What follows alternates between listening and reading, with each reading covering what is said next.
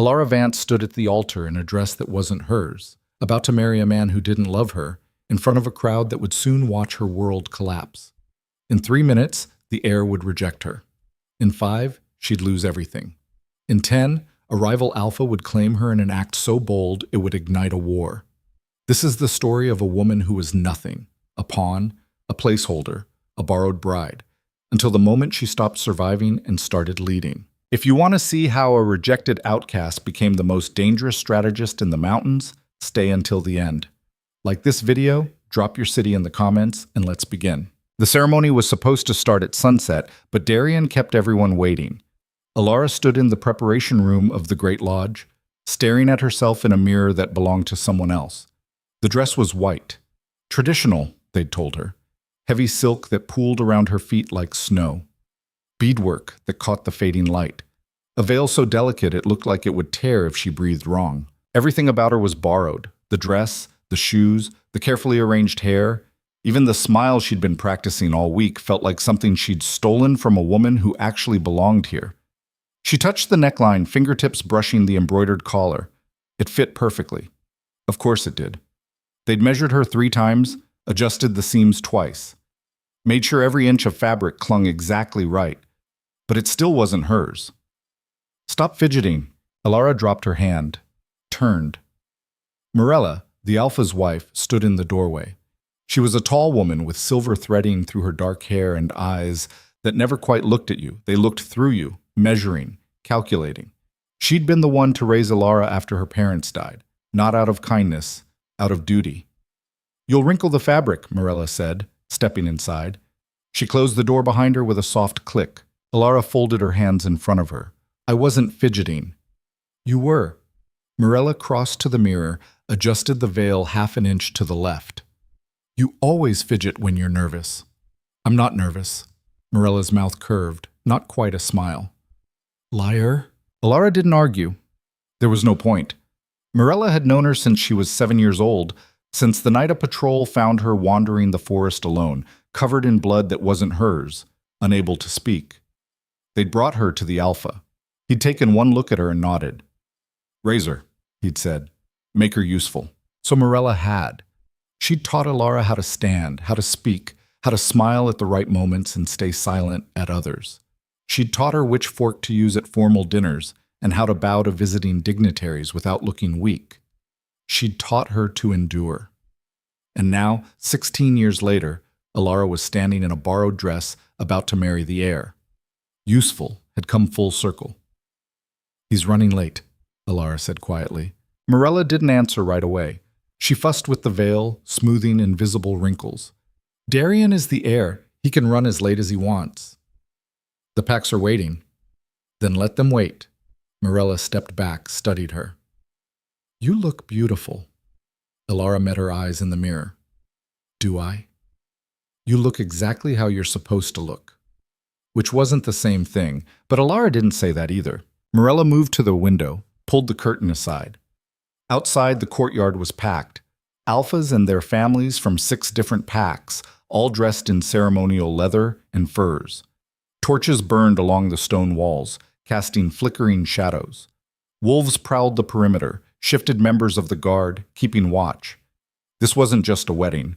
It was politics. Darian Holt was the eldest son of Alpha Reese Holt, leader of the Stoneclaw Pack.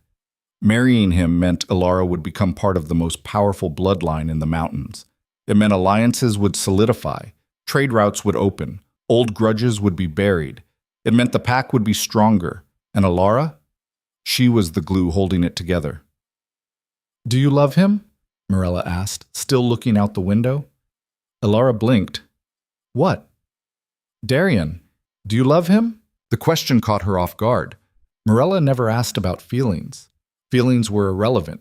Feelings didn't secure alliances or strengthen bloodlines. Elara hesitated. "I respect him." Mirella's shoulders shifted, not quite a laugh. "That's not what I asked." "Does it matter?" "No." Mirella let the curtain fall, turned. "But I thought I'd ask anyway." Elara looked down at her hands. The truth was, she barely knew Darian. They'd spoken maybe a dozen times in the past year, polite conversations at dinners, brief exchanges during pack meetings.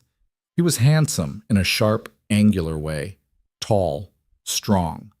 He carried himself like someone who'd never had to question his place in the world, and he'd never looked at her like she was anything more than a name on a contract.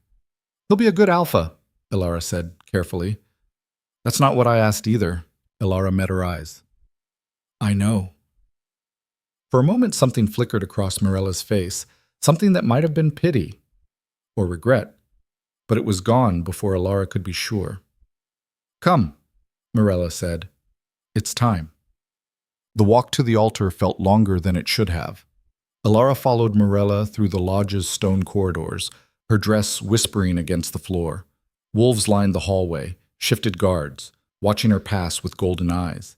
She kept her chin up, her shoulders back, didn't let them see her hands shake. The corridors were old, built generations ago, back when the Stoneclaw Pack was still fighting for territory against rival clans.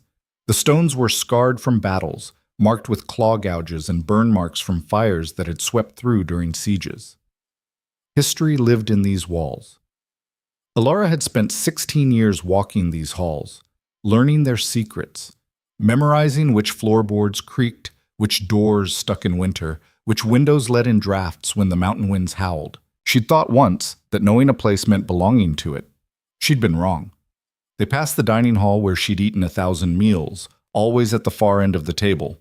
The library where she'd learned to read, sitting in the corner while the Alpha's children got tutored by visiting scholars.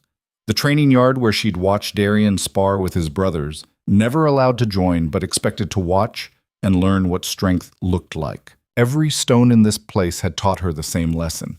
You are here because we allow it. You exist because we permit it. You are useful until you're not. The doors to the courtyard were massive, oak and iron, carved with the history of the pack. Battles fought, alliances made, alphas who'd lived and died defending this land. Morella stopped in front of them, turned. "Remember," she said quietly, "you're not just marrying him, you're marrying into the pack, into the bloodline. Everything you do from this moment forward reflects on all of us." Elara nodded. "I understand." "Do you?" Morella's gaze sharpened. "Because if you embarrass us out there, if you hesitate, if you stumble, if you give them any reason to question this union, I won't." Morella studied her. Then slowly, she reached out and adjusted the veil one last time. Her fingers lingered for a moment on Elara's shoulder, the closest thing to affection Elara had felt from her in years. "Good," she said. "Then let's get this over with." She pushed open the doors. Sound hit Elara like a wave. Voices, torches crackling, the low rumble of wolves growling somewhere in the dark. The courtyard was packed, hundreds of faces turned toward her, eyes gleaming in the firelight. She stepped forward. The crowd parted. A path opened down the center, lined with ceremonial candles. At the end, on a raised stone platform, stood the altar, and beside it, waiting, was Darien. Elara's breath caught. He looked different, not in a good way. He was dressed in formal leathers, black and silver, the colors of the Stoneclaw Pack. His hair was pulled back, his jaw tight. But his eyes, normally cold, controlled, were burning with something Elara couldn't name. Anger, maybe, or disgust. She kept walking. The crowd watched in silence. She could feel their stares, heavy as stones. Some of them smiled. Others whispered behind their hands. A few looked at her like she was a piece of meat being offered up for inspection. Alpha Greaves from the Red Moon Pack stood near the front, arms crossed, face expressionless. Beside him, Alpha Vaith of Blackridge, a lean man with scars across his throat, watched with narrow eyes. The other visiting alphas were scattered throughout the crowd, each surrounded by their own people, their own guards. This wedding was supposed to unite them, strengthen the alliances that kept the mountain stable. The Stoneclaw Pack had been losing influence for years, smaller packs challenging their borders, trade agreements falling through, internal disputes weakening their structure. Marrying Elara to Darien was meant to signal strength, unity, a new generation taking control. Elara had understood that from the beginning. She wasn't marrying for love. She was marrying to be useful. She didn't look at any of them. She focused on Darien, on the altar, on getting through this. One step, another. The veil fluttered in the breeze. She reached the platform. Darien didn't move. The officiant, a white-haired elder named Corbin cleared his throat. He was an old wolf, one of the few remaining from Alpha Reese's father's time. His hands shook slightly as he opened the ceremonial book. "We gather tonight," Corbin began, his voice carrying across the courtyard, "to witness the union of Darian Holt, heir to the Stoneclaw Pack, and Elara Vance, ward of Alpha Reese. This bond will strengthen our people, honor our traditions, and—" "Stop!" Elara's heart dropped. Darian stepped forward away from the altar, away from her. The crowd went silent.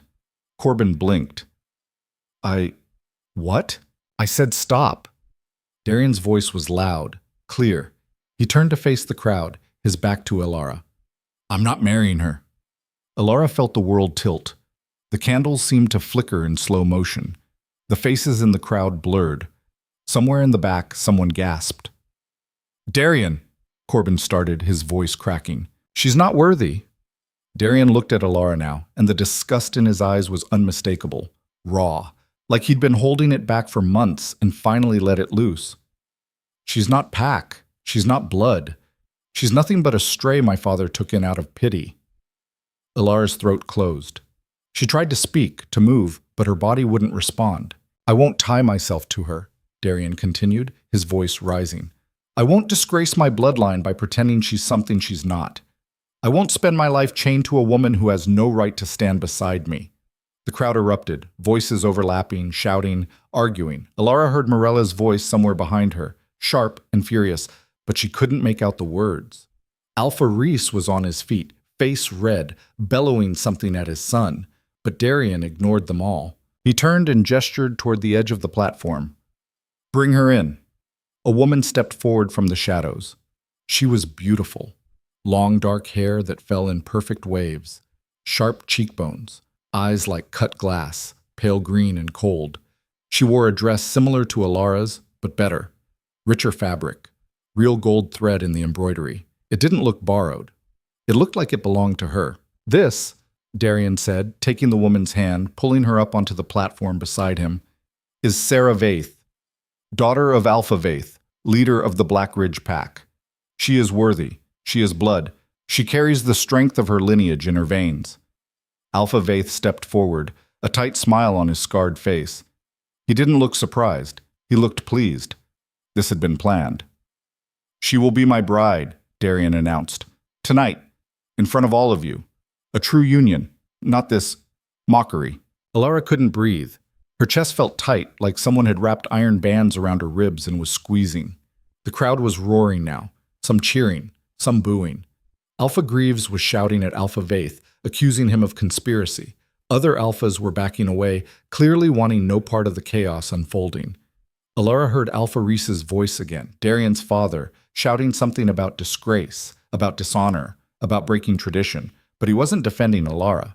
He was angry that Darian had embarrassed him, that his son had made a spectacle, that the carefully constructed political theater had fallen apart.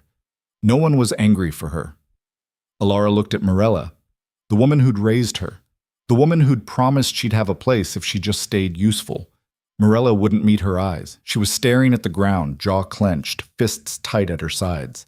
Sarah smiled at Elara. It was a small smile, pitying. "I'm sorry," Sarah said quietly, though her voice carried. "I truly am, but this is how it has to be." Elara's vision blurred. She turned, stumbled down the platform steps. The crowd parted again, but this time it wasn't respectful. It was mocking, pitying, hungry. Someone laughed. A sharp, cruel sound. She kept walking. Through the courtyard, past the torches, past the guards, out the gates. She didn't stop until she was in the forest, alone, gasping for air that wouldn't come. Then? The woods were dark and cold. Elara collapsed against a tree, her legs giving out. The dress tangled around her, heavy and suffocating. She tore at the veil, ripped it off, threw it into the dirt where it landed in a crumpled heap like discarded hope. Her hands were shaking. Her whole body was shaking. "She's not worthy. She's nothing but a stray." The words played over and over in her head, each repetition sharper than the last, each one cutting deeper. She'd spent 16 years trying to be useful, trying to belong, learning every rule, following every order, becoming exactly what they'd asked her to be. And in the end, it hadn't mattered. She was still nothing, still borrowed, still disposable. The worst part? She'd known. Deep down, she'd always known. Every time Morella corrected her posture, every time Alpha Reese looked through her instead of at her, every time Darian spoke to her like she was a servant instead of his future wife, she'd known she didn't belong. But she'd hoped. Foolishly, desperately, she'd hoped that maybe if she was perfect enough, useful enough, quiet enough, they'd let her stay. She pressed her palms against her eyes, trying to stop the tears. She wouldn't cry. She wouldn't give them that satisfaction. But the tears came anyway, hot and bitter, streaming down her face, soaking into the expensive silk of the dress that wasn't hers. A branch snapped. Elara's head jerked up. Someone was standing at the edge of the clearing. A man. Tall, broad-shouldered, dressed in dark furs that seemed to absorb the moonlight. His face was half hidden in shadow, but she could see his eyes, pale, almost silver, reflecting the starlight like a wolf's. Her breath hitched. She scrambled to her feet, heart pounding, suddenly very aware of how alone she was, how far from the lodge, how vulnerable. "Who?" "Elara Vance," the man said. His voice was low, rough, like gravel grinding against stone. "The borrowed bride." She took a step back, her heel catching on the dress. "Stay away from me." He didn't move, just watched her, head tilted slightly, like she was something interesting he'd found in the woods. "You're crying." "I'm not." "You are." He stepped into the clearing, and the moonlight caught his face fully. Elara's blood went cold. She knew him. Everyone in the mountains knew him. Heir Draven, alpha of the Ironclaw pack, rival to the Stoneclaws, feared by every pack that bordered his territory. Stories about Heir Draven were told around fires to scare children into obedience. He'd killed his own father to take control of the Ironclaw pack. He ruled through strength and fear. His territory was the harshest in the mountains, high peaks, brutal winters, land that killed the weak and forged the strong into something harder than steel. Other alphas negotiated. Heir took what he wanted, and he was standing 10 feet away from her alone in the middle of the woods. "What do you want?" Elara whispered. Heir's mouth curved. It wasn't a kind smile. "I want to talk." "About what?" "About what just happened to you." He moved closer, slow and deliberate, like he had all the time in the world. "About how Darian Holt just threw you away in front of 6 packs. About how your precious Stoneclaw family stood there and let it happen." Elara's jaw clenched. "Go to hell." "Already there." He stopped a few feet away, hands loose at his sides, relaxed, confident. "But I'm not here to mock you." "Then why are you here?" "Because you're more valuable than you think." Elara laughed. It came out bitter, broken, nothing like the laugh she'd practiced for formal dinners. "I'm nothing. You heard him. I'm a stray. You're a pawn," Heir interrupted. "And pawns can be dangerous if they're played right." She stared at him, trying to understand. "What are you talking about?" Heir glanced back toward the lodge, where the noise of the crowd still echoed faintly through the trees. Shouting, arguing, the sounds of alliances fracturing. "Your precious Stoneclaw pack just made a very public mistake. They humiliated you, yes, but they also showed weakness, division, instability." "So?" "So," Heir said, turning back to her, his pale eyes locking onto hers. "I can use that. And so can you." Elara shook her head. "I'm not helping you destroy them." "Why not?" Heir asked. "What have they ever done for you?" "They raised me. They used you." His voice was flat, matter of fact. "They took a traumatized child and molded her into a political tool. They taught you to smile and bow and be useful, and the moment you stopped being useful, they threw you away." Elara flinched. Because he was right. She hated that he was right. "I'm not asking you to help me," Heir continued. "I'm offering you a choice." "What choice?" "You can go back." He gestured toward the lodge. "Crawl back to Morella, beg for forgiveness, and spend the rest of your life being reminded that you weren't good enough. Maybe they'll find you a new husband, some minor pack member who needs a wife. You'll be useful again. For a while." Elara's stomach turned. "Or," Kael said, stepping even closer, close enough that she could see the scars on his jaw, the flecks of gold in his pale eyes. You can come with me. Why would I do that? Because I can give you something they never will. And what's that? Kael's smile returned, sharp, dangerous, hungry. Power, he said. Real power. Not borrowed, not handed to you because someone felt sorry for you. Earned, through your own strength, your own choices, your own blood and sweat. Elara's heart pounded. What are you offering? I'll claim you, Kael said simply. Right now. In front of everyone. Make you my mate, my equal. And when I do, the Stoneclaws will have no choice but to acknowledge it. Darien rejected you publicly, which means you're free. Unclaimed. Mine for the taking, if you agree. You're insane, Elara whispered. Maybe. Kael tilted his head. But you're still standing here, listening. You haven't run. You haven't screamed for the guards. You're considering it. He was right. She hated that he was right about everything. What's the catch? She asked. No catch. You become mine, and I give you a place in my pack. A real place. Not as a decoration or a political bargaining chip. As someone who earns her keep, who proves her worth through action, not bloodline. And if I can't? If I'm not strong enough? Kael shrugged. Then you fail, and you deal with the consequences. But at least they'll be your consequences, your choices, your failure. Elara's mind raced. This was insane. Kael Draven was dangerous, unpredictable. His pack was ruthless. The Ironclaw territory was brutal, higher in the mountains, where winters killed and only the strongest survived. Going with him would mean stepping into a world even harsher than the one she'd just left. But staying? Staying meant crawling back to people who'd never wanted her, people who'd only kept her because she was convenient, people who'd let Darien humiliate her without lifting a finger to stop it. Staying meant spending the rest of her life being reminded of this moment, being useful until she wasn't, being borrowed until she was returned. She looked at Kael. Really looked at him. He wasn't offering her safety. He wasn't offering her comfort or kindness or a gentle place to land. He was offering her a chance, a choice, the first real choice she'd ever had. If I do this, she said slowly, her voice steadier than she felt, I'm not your puppet. I'm not another tool for you to use. Kael's smile faded. His expression turned serious. No, you're not. I make my own choices. Within the pack structure, yes. No. Not within anything. My own choices. Period. Elara stepped forward, closing the distance between them, her chin lifted. If I'm going to do this, if I'm going to walk away from everything I've ever known, then I do it on my terms. I'm not trading one cage for another. Kael studied her. For a long moment, he didn't speak, just looked at her with those pale, calculating eyes.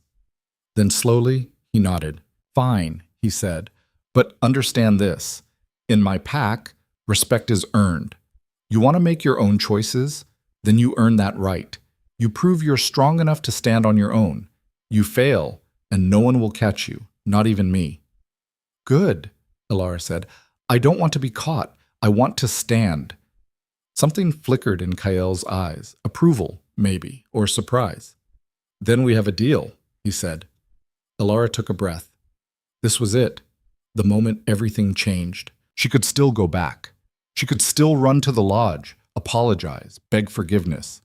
Maybe Morella would take her in. Maybe they'd find some use for her.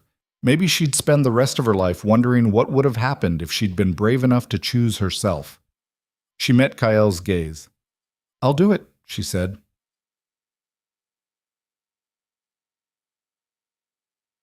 They walked back to the lodge together. Elara's heart hammered with every step. The torn veil lay forgotten in the clearing behind them. The expensive dress was muddy at the hem, stained with dirt and tears. She looked nothing like the perfect bride she'd been an hour ago. She looked like someone who'd been through hell and decided to walk back in. Kael moved beside her, silent and steady. He didn't try to take her hand or offer false comfort. He just walked, his presence a solid weight beside her. As they approached the gates, Elara could hear the chaos still raging inside. The ceremony had fallen apart, but no one had left. They were all still there, arguing, shouting, trying to salvage the political disaster. The guards at the gate saw them coming, saw Kyle. Their eyes widened. "Alpha Draven," one of them said, hand going to his weapon. "You're not welcome here."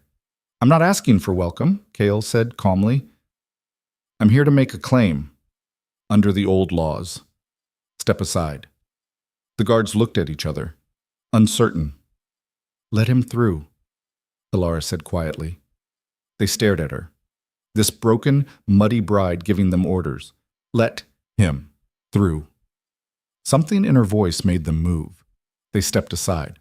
Elara and Kyle walked through the gates together. The courtyard was still packed when they entered. The ceremony platform remained, though Corbin had left. Darian and Sarah stood near the altar, surrounded by Black Ridge Pack members. Alpha Reese was arguing with Alpha Greaves, both men red-faced and furious. Morella stood off to the side, arms crossed, face like stone. Elara stepped into the center of the courtyard with Kyle at her side. The crowd went silent. Every eye turned toward them. Darian's face twisted when he saw Elara. Then he saw who was beside her, and the color drained from his cheeks. "What is she—" he started. "I'm here," Kale said, his voice cutting through the silence like a blade, "to make a claim under the old laws." Alpha Reese stepped forward. He was an older man, graying, with a scar that ran from his temple to his jaw, a reminder of battles fought decades ago. His eyes were hard as flint. "Draven, you have no business here." "I have every business here." Kale stopped in the center of the courtyard, pulled Elara to his side. His hand was firm on her arm, possessive but not painful. "Your heir rejected this woman, publicly, in front of witnesses from 6 packs, which means, by pack law, she is unclaimed, free to accept a new mate." Reese's eyes narrowed. "What are you saying?" "I'm saying," Kyle said, his voice carrying to every corner of the courtyard, "that I claim her, Elara Vance, as my mate, my equal under the old laws, witnessed by all of you." The crowd erupted. Voices overlapping, wolves howling, someone screamed, someone else laughed, sharp and disbelieving. Alpha Vaith pushed forward, face twisted in rage. "This is an outrage. You can't just—" "I can." Kale's voice was ice. "Your daughter replaced her. Your Alpha approved it. That makes Elara free, and I claim her right now, unless someone wants to challenge me for that right." Silence.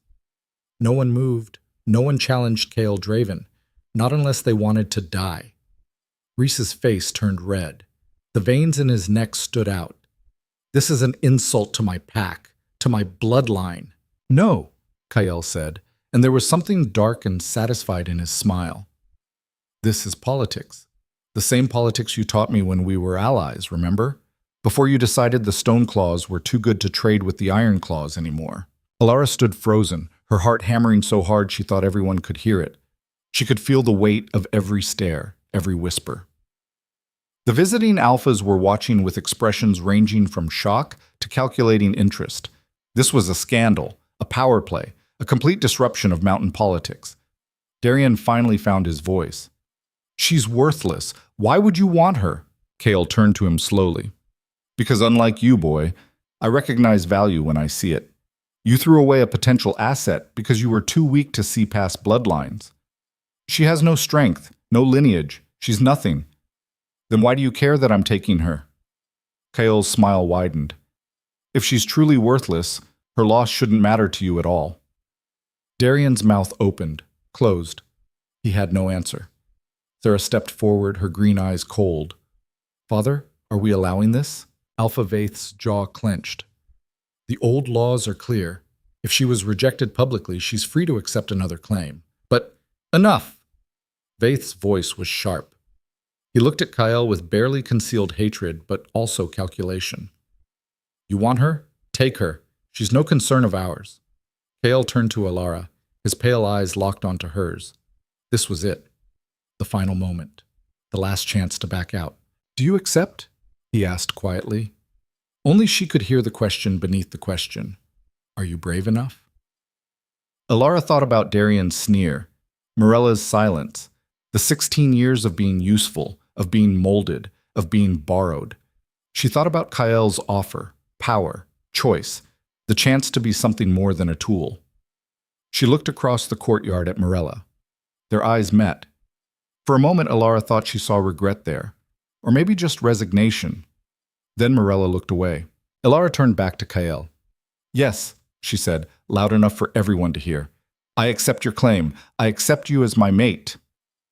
Kael smiled, and then, in front of 6 packs, in front of the alpha who'd raised her and the man who'd rejected her, he kissed her. It wasn't gentle. It was claiming, possessive, a statement. The crowd exploded, voices shouting, wolves howling, chaos erupting on all sides. Alpha Reese was bellowing orders. Darian was arguing with someone. The visiting alphas were already retreating toward their camps, clearly wanting no part of whatever war this would start. But Elara didn't hear any of it. She only heard Kael's voice, low and fierce against her ear as he pulled back from the kiss. "Welcome to the Iron Claw Pack, Elara Vance," he said. "Let's see if you survive it." Then he took her hand, not gently, but firmly, and led her out of the courtyard, away from the only home she'd ever known, toward the mountains and whatever brutal future waited there. Elara didn't look back. Not once. The journey to Iron Claw territory took 3 days, and Elara learned quickly that Kael Draven didn't believe in comfort.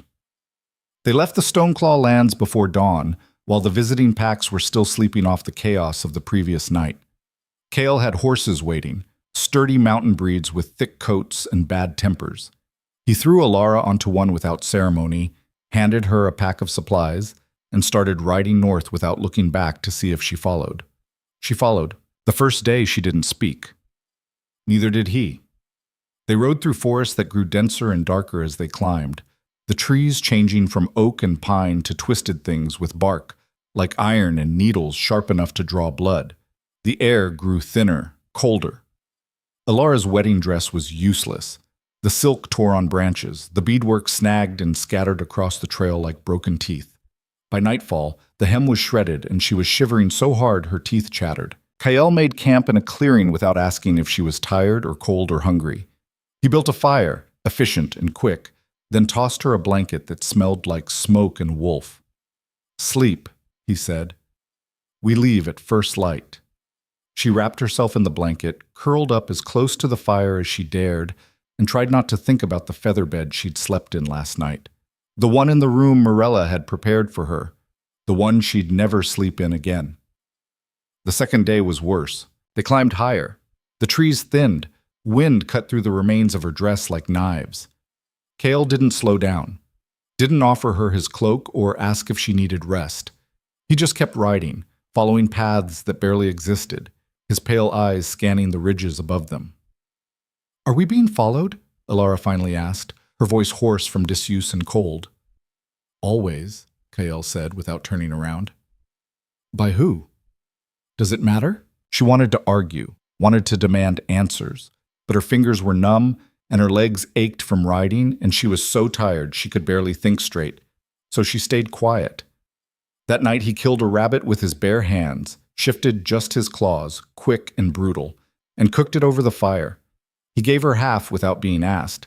She ate it even though it was tough and gamey, and nothing like the meals she was used to. It was the best thing she'd ever tasted. The third day they reached the border. Elara saw the markers first. Skulls. Animal and human, strung up on poles, driven into the frozen ground. Some were old, bleached white by sun and snow.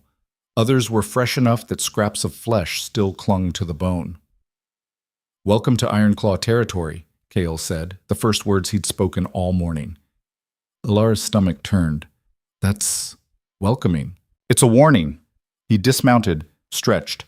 "Turn back now, or accept what waits ahead. No one crosses this border by accident." "And if they do?" Kael glanced at the skulls. Didn't answer. Elara climbed off her horse. Her legs nearly gave out. 3 days of riding had left her muscles screaming. How much further? Another hour. Kael started walking, leading his horse. "We'll reach the stronghold by midday. And then?" "And then we see if my pack accepts you, or tears you apart." He said it casually, like he was commenting on the weather. Elara swallowed. "You're joking." "No." Kael looked back at her, his expression unreadable. "You asked for this, remember? You wanted choice. You wanted to earn your place. Well, here's your chance." She wanted to argue, wanted to point out that he'd claimed her, that she was his mate, that the pack should respect that. But she'd spent 16 years learning pack politics. She knew better. A mate claimed under duress in enemy territory in front of hostile witnesses, that wasn't a bond. It was a political statement, and political statements could be revoked. If Khal's pack rejected her, he'd have no choice but to send her away. Or worse. "What do I need to do?" she asked. Khal's mouth curved. "Survive." The Ironclaw stronghold wasn't like the Stoneclaw Lodge. There was no grand entrance, no carved doors or ceremonial courtyard. Just a series of buildings built into the side of a mountain, half carved from rock, half built from timber and stone. Smoke rose from chimneys. Wolves prowled the perimeter, shifted and unshifted, watching with hostile eyes. As they approached, a group of warriors emerged from the main hall. 6 of them, all male, all armed. They spread out in a loose semicircle, blocking the path. The one in front was massive, taller than Khal, broader, with scars crisscrossing his arms and a face that looked like it had been broken and healed wrong multiple times. "Boss," the man said. His voice was deep, rough. "You're back." "I am." Khal stopped a few feet away. "Move, Garrick." Garrick's eyes slid to Elara. "Who's this?" "My mate." Silence. The warriors stared. One of them, a lean man with a shaved head, laughed. "You're joking," he said. "No." Khal's voice was flat. "Move, now." Garrick didn't move. "You claimed a Stoneclaw?" "Former Stoneclaw. She was rejected. I claimed her under the old laws." "Why?" Another warrior stepped forward. This one was younger, maybe Elara's age, with dark hair and suspicious eyes. "What use is she?" "That's not your concern, Finn. It is if you're bringing weakness into our pack." Finn's lip curled. "Look at her. She's half dead already. 3 days in the mountains and she can barely stand." Elara straightened. It hurt. Everything hurt. But she forced herself upright, met Finn's eyes. "I'm standing," she said. Finn snorted. "For now." Garrick held up a hand. "Boss, with respect, this is a mistake. The Stoneclaws are enemies. Bringing one of them here, claiming her as mate? It looks weak. It looks like you're trying to make peace." "I'm not making peace." Khal's voice was ice. "I'm making a point. Now move, or I'll move you." The warriors looked at each other. Then slowly they stepped aside. But the hostility didn't fade. Elara could feel it radiating off them like heat from a forge. Khal led her through the stronghold. Wolves stopped what they were doing to stare. Children playing in the snow went silent. A woman hanging laundry dropped her basket, mouth open. Whispers followed them like ghosts. "That's her, the Stoneclaw bride, the one who got rejected. Why would he bring her here? What's he thinking?" Khal ignored it all. He walked straight to the largest building, the main hall, and pushed open the doors. Inside it was warm. A massive fire burned in the center of the room, smoke rising through a hole in the roof. Long tables lined the walls, animal skins hung from the rafters. And at the far end, sitting on a chair made from elk antlers, was a woman. She was old, ancient maybe. Her hair was white as snow, her face a map of wrinkles, but her eyes were sharp, bright, and when she looked at Elara, it felt like being seen all the way down to the bone. "Grandmother," Khal said. The old woman stood. She was small, barely 5 feet tall, but the room seemed to shrink around her. "You brought a stranger," she said. Her voice was surprisingly strong. "I brought my mate." The old woman, Khal's grandmother, walked forward. She moved slowly, leaning on a staff carved with symbols Elara didn't recognize. She stopped in front of Elara, looked her up and down. "Stoneclaw," she said. "Not a question." "Former Stoneclaw," Khal corrected. "Same thing." The old woman reached out, grabbed Elara's chin, turned her head side to side. Soft hands, weak shoulders. She's never worked a day in her life. Elara's jaw clenched. Quiet." The old woman released her, stepped back. "You claim her, Khal?" "I do." "Under what terms?" "The old laws. Public rejection, public claim." The old woman nodded slowly. "And she accepted?" "She did." "Why?" The question hung in the air. Everyone in the hall was watching now, waiting. Elara took a breath. Because I had nothing left to lose. The old woman's eyes narrowed. And what do you hope to gain? A place to stand. We don't give places here, girl. We earn them. Good, Elara said. Then tell me how. For a long moment, the old woman didn't speak, just stared at her with those sharp, terrible eyes. Then she laughed. It was a dry, crackling sound. She's got spine, the old woman said to Kael. I'll give her that. Whether she's got anything else, she shrugged. We'll see. Give her a week. A week for what? Elara asked. To prove you're not dead weight. The old woman turned, started walking back to her chair. Finn will show you the ropes. You work, you train, you pull your weight. If you can't, you leave. Simple. And if I refuse to leave? The old woman stopped, turned. Her smile was all teeth. Then we make you. What says? Finn hated her. He made that clear within the first 10 minutes.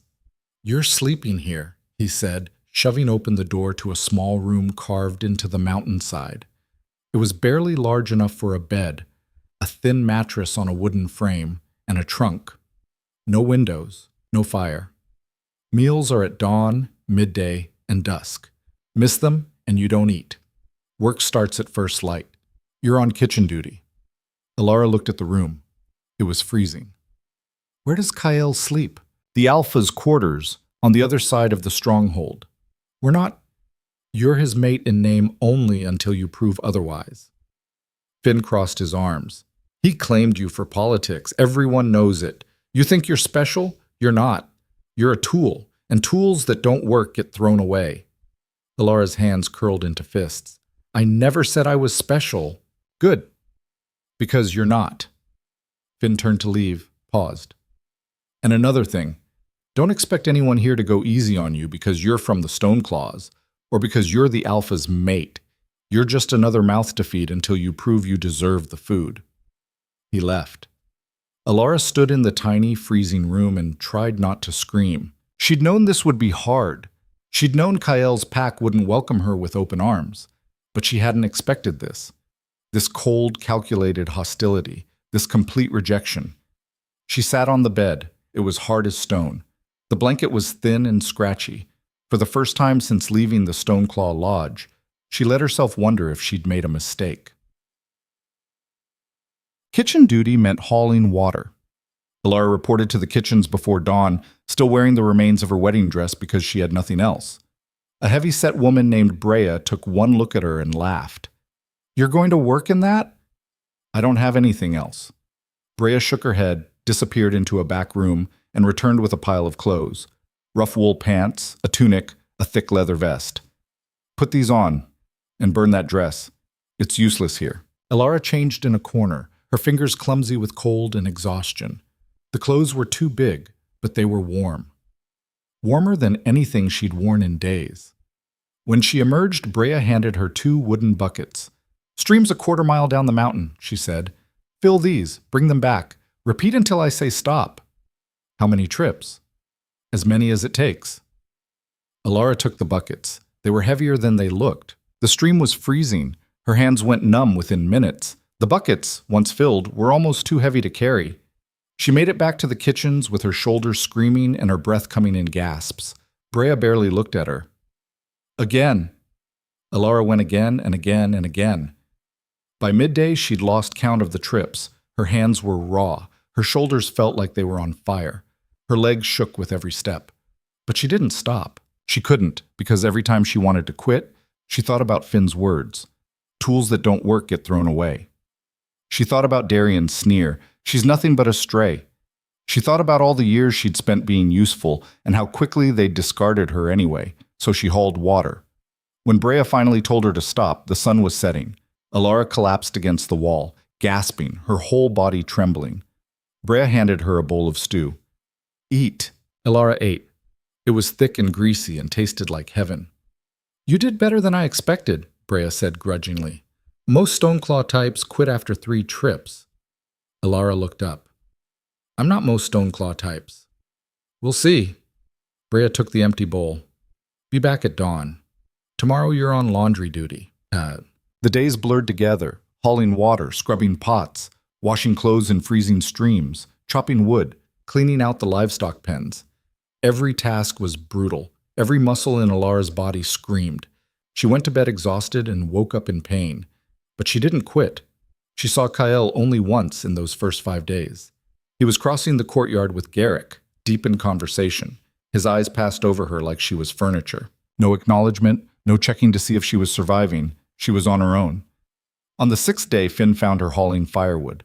"You're coming with me," he said. Elara dropped the wood. "Where?" "Training grounds. Grandmother's orders."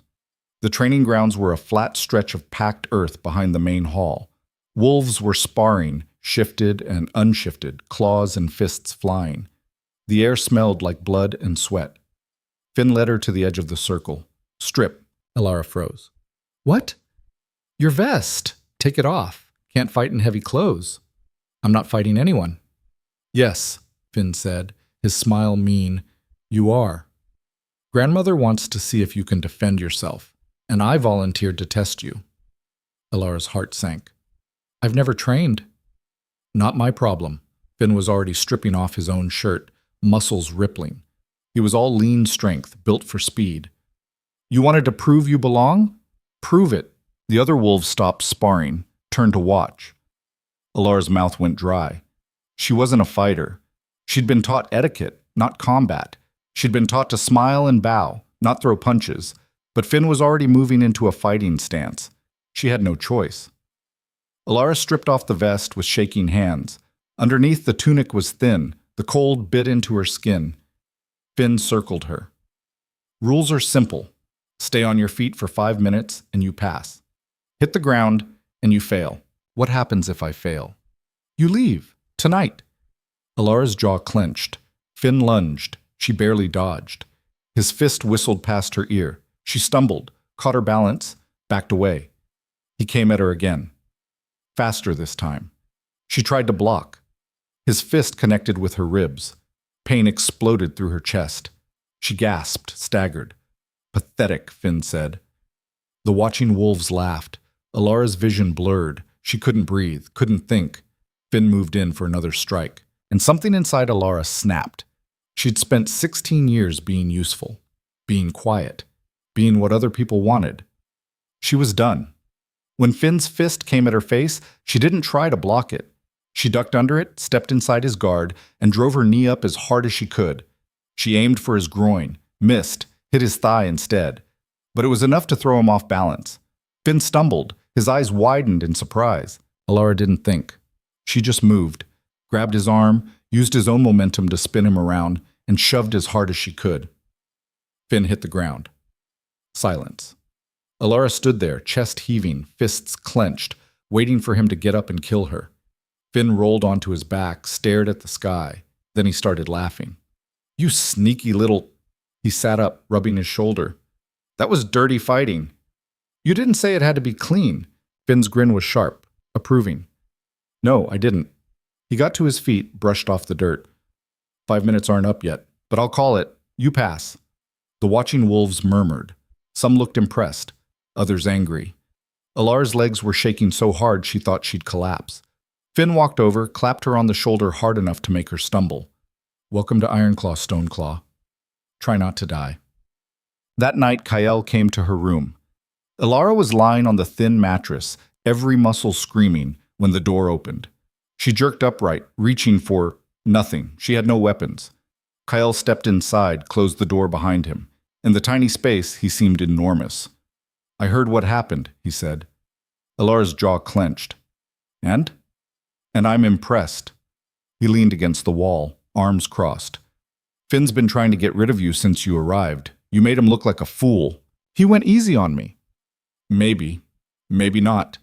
Kale's pale eyes studied her. "How are you holding up?" "I'm fine." "You're exhausted, bruised, barely able to stand." "I said I'm fine." Kale's mouth curved. Still stubborn. "You said I'd have to earn my place. I'm earning it." "You are." He pushed off the wall, moved closer, close enough that she could see the scars on his jaw, the gold in his eyes. But there's something you should know.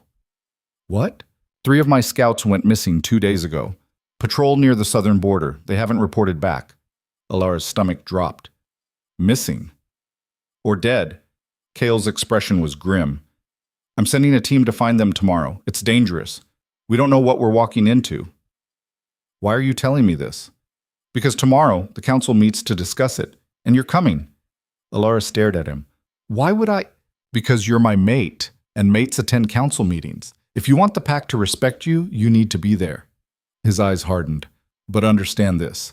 They're going to test you, question you, try to prove you're useless, and if you can't handle it, they'll demand I send you away. Elara's hands curled into fists. I can handle it. Can you? Kael stepped even closer.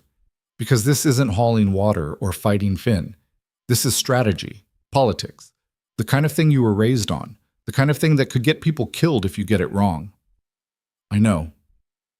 Do you? His voice dropped. Because if you fail tomorrow, I can't protect you. The pack comes first, always, even before you. Elara met his eyes. I wouldn't want you to protect me. I'll stand on my own. For a long moment, Kael didn't speak, just looked at her with an expression she couldn't read. Then he nodded. Good. Council meets at dawn. Don't be late. He turned to leave. Kael, Elara said. He stopped, looked back. Why did you really claim me? She asked. You said it was political, but you could have made any number of moves against the Stoneclaws. Why this? Why me? Kael's expression shifted. Something dangerous flickered in his eyes. Because, he said quietly, sometimes the best way to destroy your enemy isn't to attack them directly. It's to take away the thing they didn't know they needed, and then watch them fall apart trying to get it back. He left before she could respond. Elara sat in the darkness, her heart pounding, and wondered what exactly she'd walked into. Elara didn't sleep. She lay on the thin mattress, staring at the darkness, Kael's words echoing in her head. Sometimes the best way to destroy your enemy isn't to attack them directly. It's to take away the thing they didn't know they needed. What did that make her? A weapon? A pawn in a game she didn't fully understand? She thought she was choosing freedom, choosing herself. But maybe she'd just traded one set of chains for another. When dawn finally broke, she dragged herself out of bed. Her body ached from yesterday's fight with Finn, every muscle stiff and protesting. She dressed in the rough wool clothes Brea had given her, splashed freezing water on her face from the bucket in the corner, and tried to look like someone who belonged in a council meeting. She failed. The council chamber was carved into the mountain itself. Stone walls, a long table made from a single massive tree trunk, chairs that looked older than the stronghold. Torches burned in iron sconces, casting shadows that danced across ancient carvings. Wolves in battle, alphas claiming territory, blood oaths sealed under winter moons. When Elara entered, every conversation stopped. 8 people sat around the table, Kael at the head, his grandmother to his right, Garrick and Finn on one side. 4 others Elara didn't recognize, 2 men, 2 women, all warriors by the look of them, scarred, hard, eyes that had seen death and dealt it. They all stared at her. You're late, Kael said. Elara glanced at the window. The sun was barely over the horizon. You said dawn. Dawn was 10 minutes ago. He gestured to an empty chair at the far end of the table, the furthest from him. Sit. She sat. Kael's grandmother, Elara still didn't know her name, leaned forward. Before we begin, let's address the wolf in the room. This girl, your supposed mate. Why is she here? She's my mate, Kael said flatly. She belongs here. Does she? One of the women, dark-skinned, with gray threading through her braids, spoke up. Her voice was sharp as glass. She's been here less than a week. She's Stoneclaw. And now you want her sitting in on pack strategy. She's not Stoneclaw anymore, Kael said. Blood doesn't change that fast, Alpha. The woman's eyes cut to Elara. For all we know, she's a spy. Reese could have sent her to infiltrate us. By having his heir publicly humiliate her? Finn snorted. That's a hell of a long game. Maybe. Or maybe it's brilliant. The woman didn't look away from Elara. What better way to plant someone inside our territory than to make her look worthless? Make us think she's harmless? Elara's jaw clenched. I'm not a spy. So you say. I was rejected, replaced, thrown away. Elara's voice was steady, even though her hands were shaking under the table. Why would I go back to people who treated me like that? Revenge, the woman said simply. Against us for taking you. Against Kael for claiming you. Plenty of reasons. Enough, Mara. Kael's voice cut through the room like a blade. She's here because I want her here. If anyone has a problem with that, you can challenge me for leadership. Otherwise, we move on. Silence. No one challenged. Mara sat back, arms crossed, but her eyes never left Elara. Good, Kael said. Now, the scouts. Garrick, report. Garrick spread a rough map across the table. It showed the mountain ranges, the territories, the borders. 3 scouts went missing 5 days ago. Last known position was here. He tapped a spot near the southern border. Canyon Pass. They were supposed to check for Stoneclaw movement, report back within 2 days. They didn't. Could they have gotten lost? One of the men asked. Not likely. All 3 were experienced. They know that territory better than most. Garrick's expression was grim. We sent a second team yesterday to look for signs. They found tracks. A lot of them. Not wolf. Kael leaned forward. What then? Human. Armed. At least 20, maybe more. The room went silent. Mercenaries, Kael's grandmother said quietly. Has to be. Garrick nodded. The tracks lead deeper into the canyon. The team followed for a mile, then turned back. They said it felt like a trap. Smart. Kael studied the map. Did they see anyone? No. But they found this. Garrick pulled something from his belt, a piece of cloth, dark blue, torn, with an emblem embroidered on it. Elara's breath caught. She knew that emblem. Everyone in the mountains knew it. It was the Stoneclaw crest. So Reese is making a move, Finn said. Finally grew a spine. Or he's setting us up, Mara cut in, leaving evidence, trying to provoke us into attacking so he looks like the victim. Either way, our scouts are missing. Kael's voice was ice. Possibly dead. And there's an armed force in our territory. We need to respond. How? Garrick asked. If we send a large force, we risk open war. The other packs will get involved. It'll be a bloodbath. And if we do nothing, we look weak, Finn added. Other packs will think they can cross our borders without consequence. The council erupted into argument. Voices overlapping, strategies clashing. Send a strike team. No, send diplomats. Fortify the border. No, attack first. Elara sat at the end of the table, listening, watching. They were all thinking like warriors. Like alphas trained to fight, to dominate, to respond to threats with force. But she'd been raised different. She'd been taught politics, strategy, how to manipulate situations from the inside. An idea formed. Dangerous, reckless. The kind of thing that could get her killed. But it might work. What if it's not about the scouts at all? She said quietly. The room went silent. Everyone turned to stare at her. Excuse me? Mara's voice was cold. Elara's heart hammered. She forced herself to meet Kael's eyes. What if this isn't about starting a war? What if it's about dividing your pack? Explain, Kael said. You have enemies, inside and outside your territory. Elara stood, moved to the map. Her hands were shaking, but she kept her voice steady. The Stoneclaws hate you, so do half the other packs, but they can't attack directly because you're too strong, so they do this instead. She tapped the map. They take your scouts, leave evidence, make you think it's a military threat, and while you're arguing about how to respond, they're watching, waiting to see if your pack fractures over the decision. That's a stretch, Garrick said. Is it?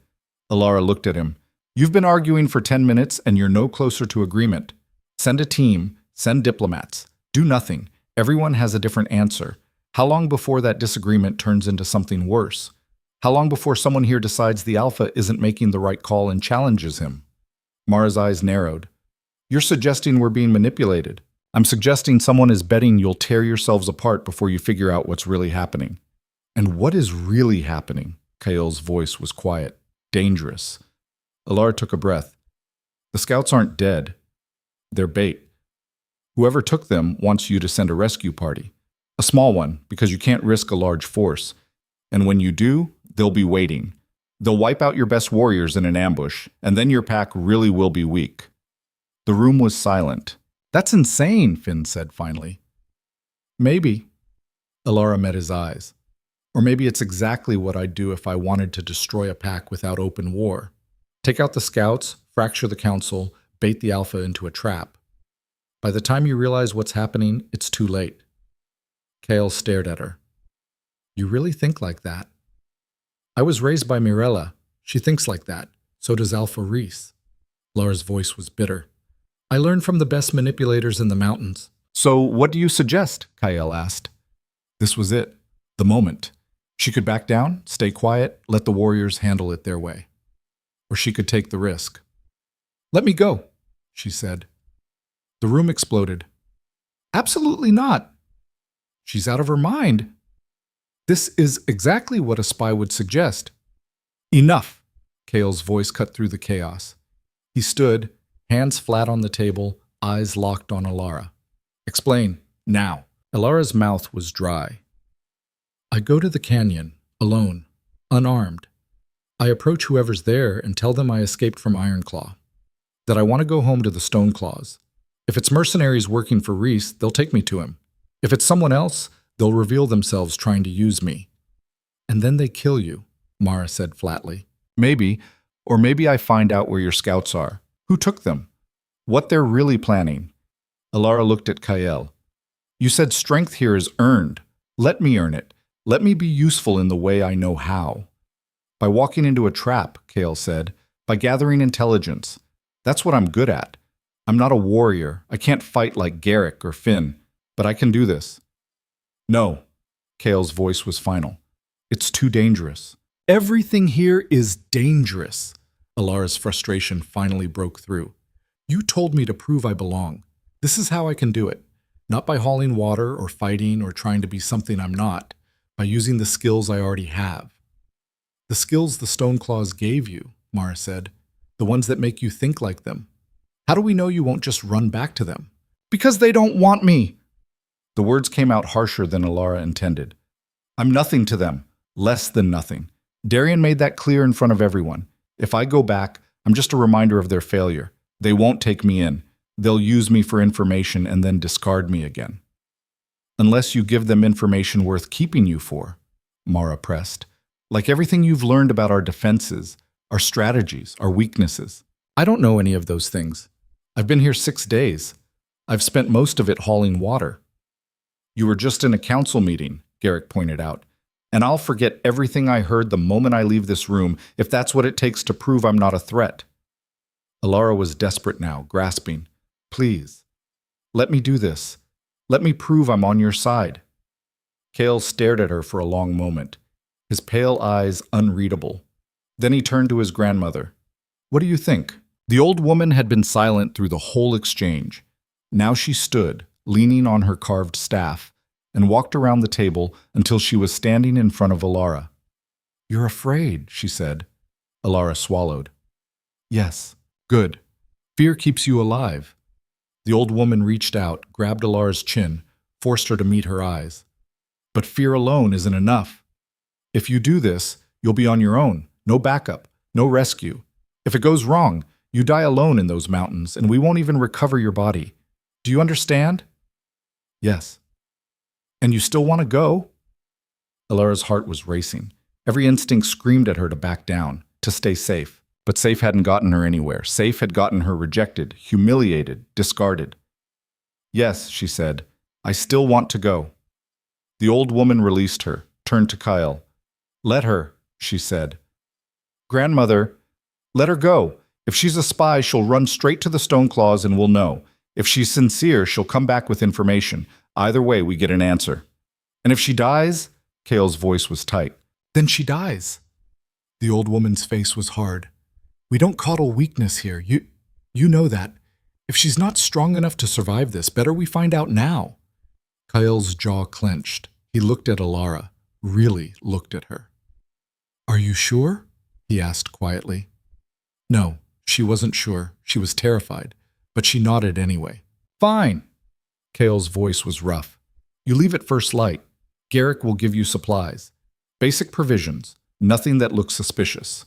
You go to Canyon Pass, make contact, and gather information. You have 3 days. If you're not back by then, we assume you're dead or captured, and we act accordingly." "What does that mean?" Elara asked. "It means we send a strike team, and we don't stop until we've killed everyone in that canyon." Elara nodded. "Understood. Meeting adjourned," Kael said. "Everyone out, except you." He pointed at Elara. The council filed out. Mara shot Elara one last suspicious look. Finn actually looked worried, which was somehow more terrifying than Mara's hostility. When they were alone, Kael moved around the table until he was standing in front of her. "That was either the bravest or the stupidest thing you've ever done," he said. "Probably both." "Why?" His voice was quiet, intense. "Why risk this? You could have stayed silent. Let the warriors handle it. No one would have blamed you." "Because I need them to see me as more than just your political statement." Elara met his eyes. "You claimed me to make a point. Fine. But I'm not going to spend the rest of my life being a point.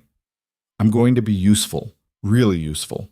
The kind of useful that makes them respect me instead of just tolerating me." Kael's expression shifted. Something almost like admiration flickered in his eyes. "You're nothing like I expected," he said. "What did you expect?" "Someone broken. Someone who'd cling to me for protection and be grateful I saved her." He smiled, sharp. "Instead, I got someone who's trying to prove she doesn't need saving at all." "I don't need saving," Elara said. "I need a chance. That's all I've ever needed." Kael reached out, tucked a strand of hair behind her ear. The gesture was surprisingly gentle. "Come back alive, Modsim," he said, "because I'm starting to think you might actually be worth the trouble." Then he left. Elara stood alone in the council chamber, her heart pounding, and wondered if she'd just volunteered for a suicide mission. Garrick met her at dawn with a pack and a grim expression. "Dried meat, water, flint," he said, handing her the supplies. "Nothing that screams Iron Claw. If anyone searches you, you're just a traveler." "Got it." "Elara," he caught her arm. "I know you think this is brave, but brave gets you killed in these mountains. Be smart. If it looks wrong, if it feels wrong, you run. Understand?" She nodded. "And one more thing." He pulled something from his belt. A small knife, barely longer than her palm. "Hide this. Don't use it unless you absolutely have to, but if you do need it..." He met her eyes. "Go for the throat. Don't hesitate." Elara took the knife. It was heavier than she expected. "Thank you," she said quietly. "Don't thank me. Just come back. The Alpha's been different since you got here. Less..." He paused, searching for words. "Less alone. I'd like to keep it that way." He left before she could respond. Elara strapped the knife to her thigh, hidden under her pants, shouldered the pack, and started walking. The journey to Canyon Pass took most of the day. The path wound through forests that grew darker and denser, then opened into rocky terrain where the wind cut like knives. By the time she reached the canyon's entrance, the sun was setting and her legs were shaking with exhaustion. The canyon was narrow. Steep walls on both sides, scattered boulders, patches of ice where the sun never reached. Perfect ambush territory. Elara took a breath, stepped forward. She'd made it maybe 20 yards when she heard the click. Crossbow. Being cocked. She froze.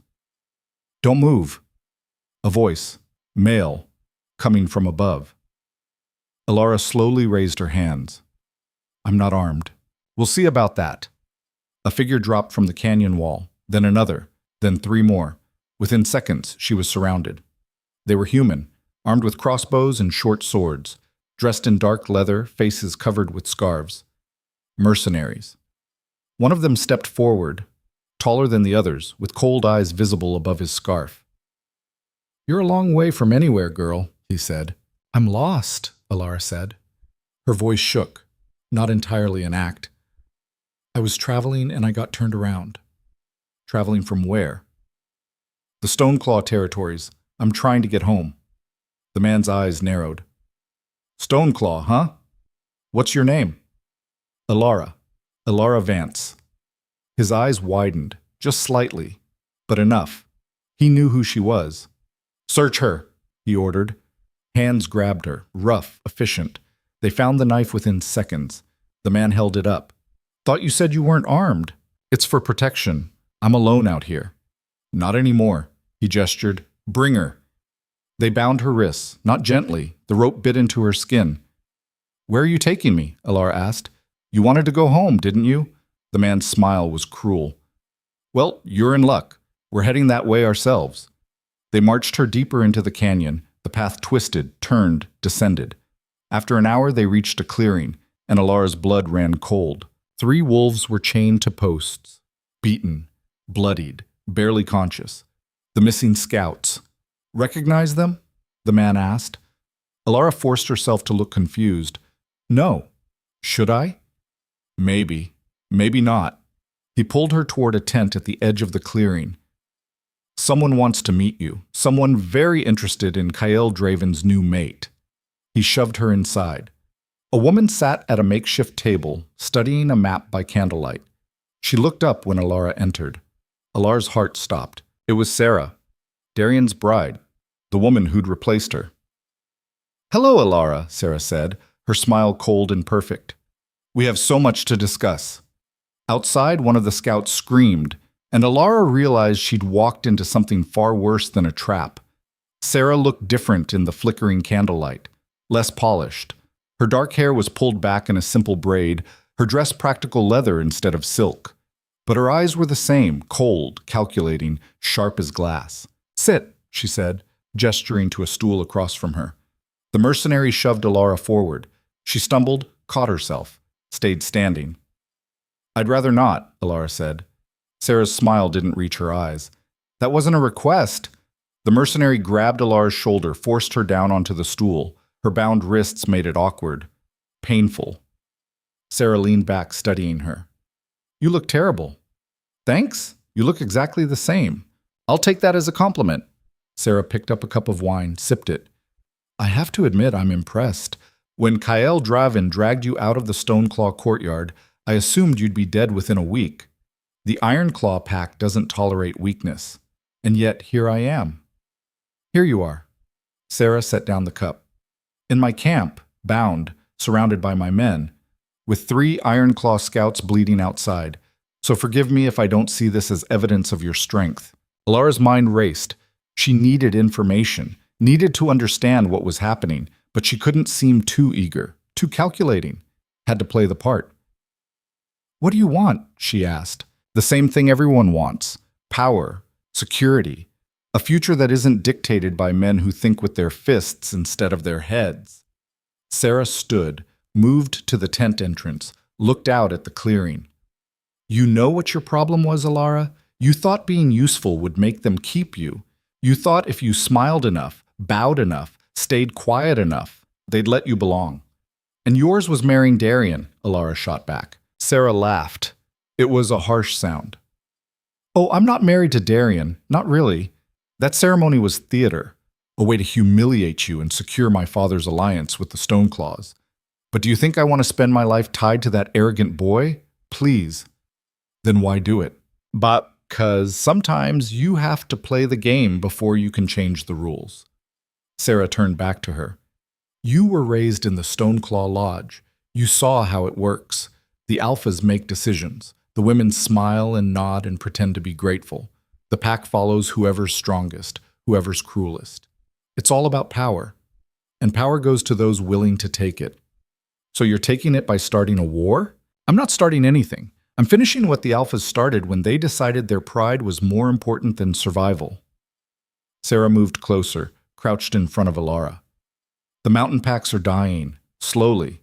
Territories shrinking, trade routes failing, young wolves leaving for the cities because there's no future here. But do the alphas care? No.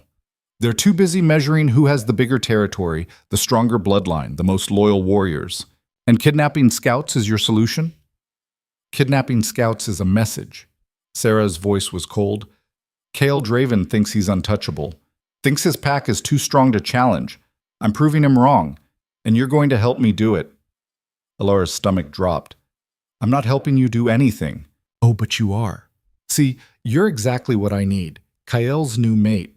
The woman he claimed in front of 6 packs. The political statement that's supposed to show his strength. Sarah smiled. Except now you're here, captured. And when your body turns up on the Ironclaw border with Stoneclaw markings all over it, Kyle will have no choice but to retaliate. And when he does, the other packs will get involved. And by the time the dust settles, the old guard will be dead, and people like me, people who actually understand how power works, will be in charge. Elara's blood went cold. You're insane. I'm practical.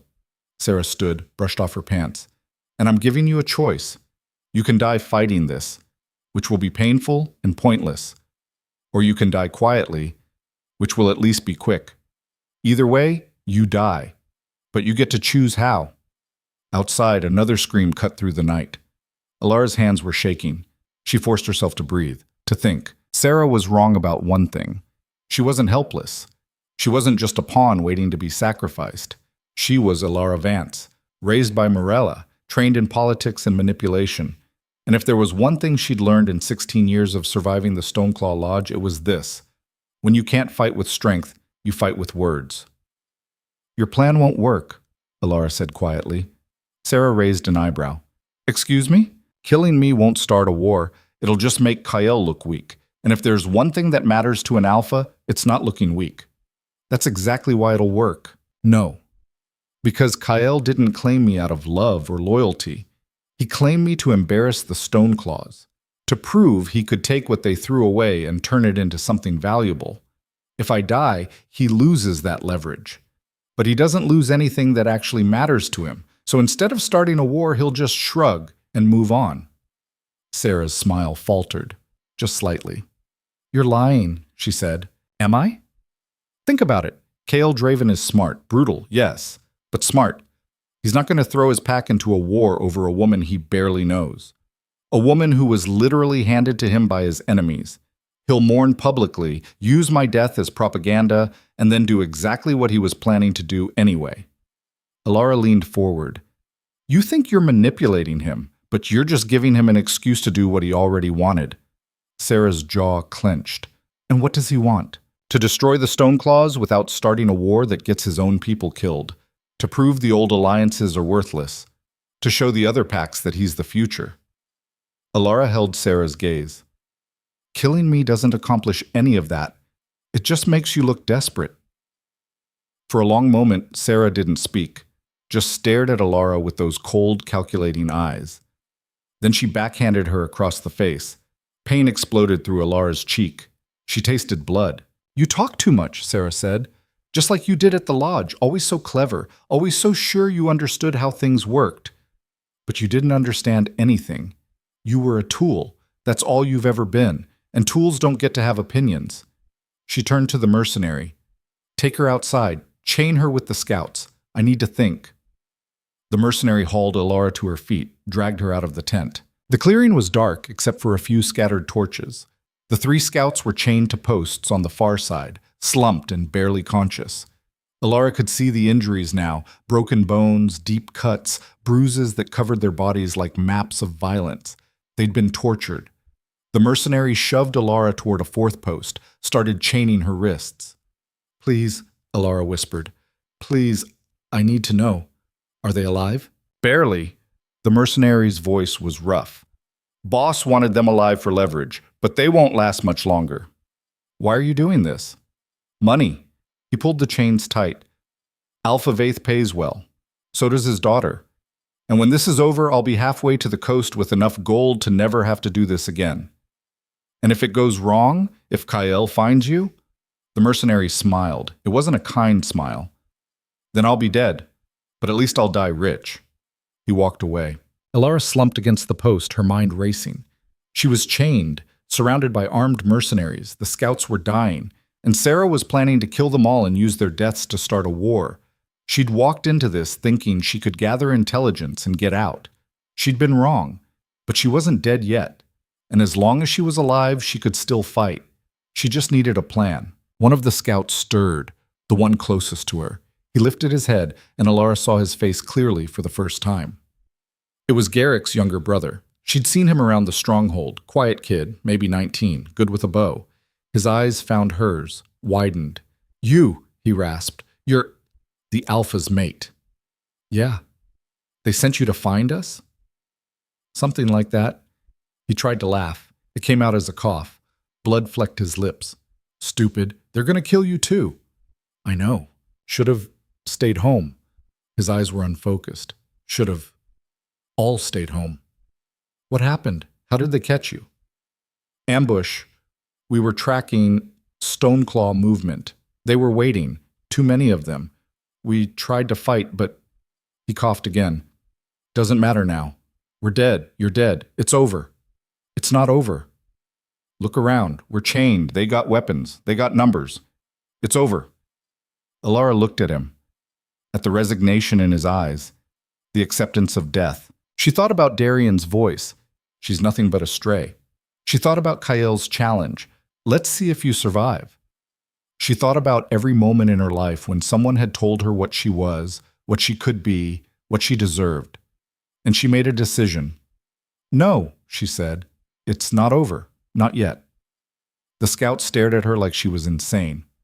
Maybe she was. But insane had gotten her this far. Listen to me, Elara said, keeping her voice low. How many guards are there? I don't. Maybe 15, 20? I stopped counting. Where are they positioned? Why does it? Just tell me. The scout hesitated. Then, slowly, he started describing the camp. Guards at the canyon entrance, sentries on the walls, patrols that rotated every 2 hours. Elara listened, memorized, calculated. When he finished, she asked, Can you shift? Even partially? No, they beat that out of us first day. Can't hold the change long enough to break chains. What about the others? Same. We tried. Didn't work. Elara nodded. Okay, then we do this another way. Do what? Escape. The scout laughed. It turned into another cough. You're crazy. Probably. But I'm not dying here. And neither are you. We're chained. You got a plan for that? Elara looked down at her bound wrists. The rope was tight, professional, but rope had a weakness. Fire. She scanned the clearing. Torches burned in iron sconces every few yards. Close, but not close enough to reach. But the mercenaries had to sleep eventually. And when they did... Yeah, she said, I have a plan. It's stupid, and it probably won't work. But it's better than waiting to die. The scout stared at her. Then, slowly, something changed in his eyes. Hope, maybe. Or desperation. What do you need me to do? He asked. They waited until the middle of the night. The mercenaries rotated shifts. Most of them slept in tents scattered around the clearing. 2 guards stayed awake, walking the perimeter. Elara watched them, timed their patterns, waited for the moment when both were on the far side of the clearing. Then she started screaming, Help! Please! Someone help me! The guards spun around, hands going to their weapons. Elara thrashed against the chains, making as much noise as possible. Please! I can't breathe! The chains are too tight! One of the guards approached. Cautious. Shut up! I can't! Please, I need water! Please, I'm dying! Should have thought of that before you walked into our camp. Please! Elara's voice broke. Real desperation now. Please, just loosen the chains. Just a little. I can't feel my hands. The guard hesitated, looked back at his partner. The other guard shrugged. Boss said keep them alive. Can't do that if they die from the chains. The first guard sighed, moved closer, pulled out a key. You try anything, and I'll gut you. Understand? Elara nodded frantically. He unlocked the chains around her wrists. They fell away. Elara's hands were numb. She flexed her fingers, trying to get feeling back. The guard started to turn away. Elara grabbed the torch from the sconce beside her and swung it at his head. She missed, hit his shoulder instead, but the impact was enough to make him stumble. The other guard shouted, started running toward them. Elara didn't think. She shoved the torch at the first guard's face. He screamed, fell back. She ran for the scouts. Her legs were weak, shaking. She grabbed another torch, held it to the ropes binding the nearest scout. The rope caught fire. When I say run, you run, Elara hissed. Don't stop, don't look back, just run. The scout nodded. The second guard reached them, grabbed Elara by the hair, yanked her back. Pain shot through her scalp. She dropped the torch. The guard drew his sword, and then the scout's chains snapped. He shifted, partial transformation, just claws and teeth, and launched himself at the guard. They went down in a tangle of limbs and violence. Elara grabbed the fallen torch, ran to the other two scouts, burned through their ropes. By now, the whole camp was awake. Mercenaries pouring out of tents, shouting, weapons drawn. "Run!" Elara screamed. The scouts ran, weakened, injured, but alive and moving. Elara ran too. Arrows whistled past her head. A blade sliced across her arm. She stumbled, caught herself, kept running. The canyon entrance was ahead. Dark, narrow, freedom. Behind her, someone was shouting orders. Sarah's voice. "Don't let them escape! Kill them!" Elara hit the canyon entrance at a dead sprint. The scouts were ahead of her, disappearing into the darkness. She was almost there. Almost free. A hand grabbed her ankle. She went down hard, face first into rock. Her vision blurred. Someone flipped her over. A mercenary. The one from earlier. The tall one with cold eyes. He raised his sword. "Should have stayed home, girl," he said. Elara's hand found the small knife Garrick had given her, still hidden against her thigh. She pulled it free and drove it up into the mercenary's throat. His eyes went wide. Blood poured over her hands. He fell. Elara scrambled to her feet, knife still clutched in her shaking hand, and ran into the darkness. She ran until her legs gave out, until her lungs burned and her vision swam, and she couldn't take another step. Then she collapsed in a grove of twisted trees and tried not to vomit.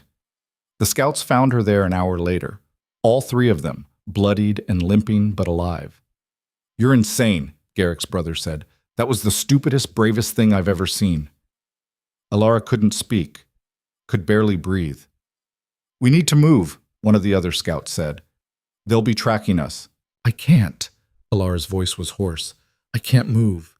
"You have to. We're 2 hours from Ironclaw territory. We can make it if we move now." Garrick's brother knelt beside her. "Can you walk?" "I don't know." "Then I'll carry you." "You're injured. You can't." "I can. You saved our lives. I'm not leaving you here." He hauled her onto his back. She was too exhausted to argue. They walked through the rest of the night. Slow, painful, but moving. When dawn broke, they crossed into Ironclaw territory. And there, waiting at the border with a dozen armed warriors, was Kyle. He didn't speak at first, just stared at them, at the blood, the injuries, the exhaustion. Then he turned to his warriors. "Get them to the healers, now!" The warriors moved forward, helping the scouts. Someone tried to take Elara, but Kyle stopped them. "I've got her." He picked her up like she weighed nothing, started walking toward the stronghold. Elara's head rested against his chest. She could hear his heartbeat, fast, angry. "You're an idiot," he said quietly. "I know. You could have died. I know. You almost did die. But I didn't." Elara's voice was barely a whisper. "And I got your scouts back. And I found out what's really happening." "Which is?" "Sarah Vaith. She's working with mercenaries, planning to use the scouts' deaths to start a war, frame the Stoneclaws, make you retaliate, tear the packs apart." Kale's grip on her tightened. "How many mercenaries?" 20, maybe more. All armed, all paid by Alpha Vaith." "And Sarah?" "She's not loyal to anyone but herself. She wants the old Alphas gone, wants to rebuild from the ashes." Kale was silent for a long moment. "Did you kill any of them?" he asked. Elara thought about the mercenary, the knife, the blood on her hands. "One," she whispered. "Good." Kale's voice was cold, satisfied. "Then you're not just my maiden name anymore. You're Pack. You've drawn blood defending us. That means something here." Elara closed her eyes. She was too tired to feel proud, too exhausted to feel anything but relief that she was still alive. "I need to tell you something else," she said. "What?" "When I was captured, Sarah said something about my parents." Kale stopped walking. "What about them?" "She said they weren't killed by bandits. She said someone in the Stoneclaw leadership ordered their deaths, to take their territory, to consolidate power." Kale's jaw clenched. "Did she say who?" "No, but she knew about it. Which means Alpha Vaith knows. Which means Which means the Stoneclaws have been lying to you for 16 years. Elara's throat tightened. She'd suspected. Deep down, she'd always suspected, but hearing it confirmed. I'm going to find out who killed them, she said. And I'm going to make them pay. Kale looked down at her. His pale eyes were intense, unreadable. Then I'll help you, he said. But first, you heal, you rest. And when you're ready, we plan, together. He started walking again. Elara let herself sink into the warmth of his arms, the steady rhythm of his steps. For the first time since leaving the Stoneclaw Lodge, she felt like she was exactly where she was supposed to be. Not safe, not comfortable, but right. When they reached the stronghold, the whole pack was waiting. Garrick, Finn, Mara, Kyle's grandmother, warriors, children, everyone. They stared at Elara, at the blood, the injuries. The knife still clutched in her hand. Kale set her down gently. She swayed but stayed standing. This woman, Kale said, his voice carrying across the courtyard, walked into enemy territory alone, rescued 3 of our scouts, killed an armed mercenary, and brought back intelligence that just saved us from walking into a trap. The crowd murmured, impressed, surprised. She's not Stoneclaw anymore, Kyle continued. She's not a political tool or a borrowed bride. She's Ironclaw, she's Pack, and anyone who questions that answers to me. Silence. Then Garrick stepped forward. He looked at Elara, at his younger brother standing beside her, bloodied but alive. He dropped to one knee. Thank you, he said simply. One by one, the other warriors knelt. Elara stood there, shaking, covered in blood that wasn't all hers, and realized something. She'd finally earned it. Not a place given to her out of pity or politics. A place she'd fought for, bled for, killed for. A place that was hers. Kale's grandmother stepped forward. The old woman looked at Elara with those sharp, terrible eyes. Then she smiled. Welcome home, child, she said. And for the first time in 16 years, Elara believed it. Elara slept for 2 days. When she finally woke, her body felt like it had been taken apart and put back together wrong. Every muscle ached. The cut on her arm was bandaged and healing, but it pulled whenever she moved. Her hands were wrapped in cloth where the rope burns had torn her skin raw. She was in a different room, larger than the tiny cell she'd been sleeping in before. There was a real bed with thick furs, a fireplace with actual flames, a window that looked out over the mountains. Kyle's room. She sat up slowly, wincing. Someone had dressed her in clean clothes, soft wool, well made. Her hair had been washed, the blood scrubbed away. The door opened. Kyle's grandmother entered, carrying a tray. You're awake, the old woman said. Not a question. How long? 2 days, you needed it. She set the tray on a table by the bed. Broth, bread, water. Eat. Elara's stomach growled. She hadn't realized how hungry she was until she smelled the food. She ate while the old woman watched, settling into a chair by the fire. The scouts are recovering, the old woman said. Garrick's brother will be fine. The other 2 need more time, but they'll live. Because of you. Elara swallowed a mouthful of bread. I just did what needed to be done. That's what makes you dangerous. The old woman's eyes were sharp. Most people talk about what needs to be done. You actually do it. Elara didn't know how to respond to that, so she kept eating. Kale's been planning, the old woman continued, ever since you got back. He's been in the war room with Garrick and the council. They're deciding how to respond to what you discovered. What have they decided? That's not for me to tell you. Kale will explain when you're ready. The old woman stood, moved to the door. But Elara, whatever happens next, remember this. You're not fighting for the Stoneclaws anymore. You're not fighting for revenge. You're fighting for a future. Your future. Don't lose sight of that. She left. Elara finished the food, then dragged herself to the window. Outside, the stronghold was busy. Warriors training, children running through the snow, wolves prowling the perimeter. A pack. A real pack.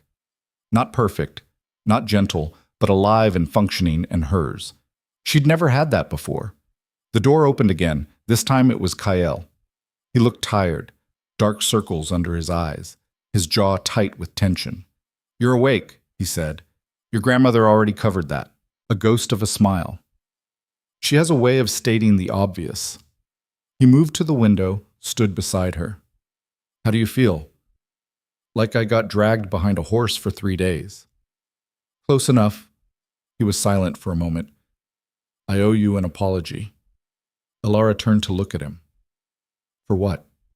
For sending you into that situation, for letting you walk into danger because I thought it would be useful, for not... He stopped, took a breath. For treating you like a political move instead of a person.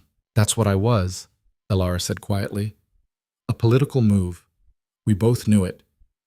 Maybe at first, but not anymore. Kyle met her eyes. You proved yourself, not just to the pack, to me. And I need you to know that what happens next, it's not because you're useful. It's because you're right, and because you deserve to be part of it. Part of what? The reckoning. Kale's voice was cold, hard.